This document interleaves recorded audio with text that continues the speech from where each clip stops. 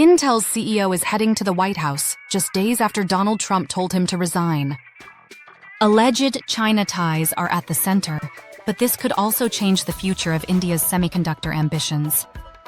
Intel CEO Lip Bhutan is set to meet Trump to defend his record and discuss ways Intel can work with the U.S. government.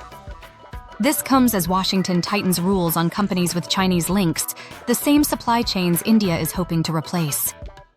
Why should India care?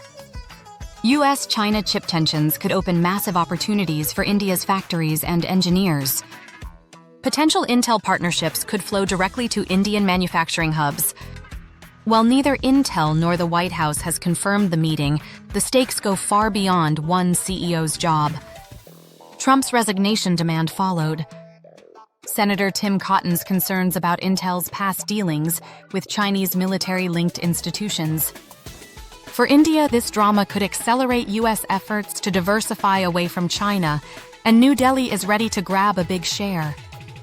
Billions in incentives have already been announced for semiconductor plants in Gujarat and Karnataka. A change in Intel's leadership could speed up these projects. Watch Monday's meeting closely. Because if U.S.-China tensions escalate, Intel might expand its investments in India. Keep track of India's chip policy updates too. Because 2025 is a crucial year for approvals. For Indian semiconductor engineers, this could mean a hiring boom if U.S. companies move more work here.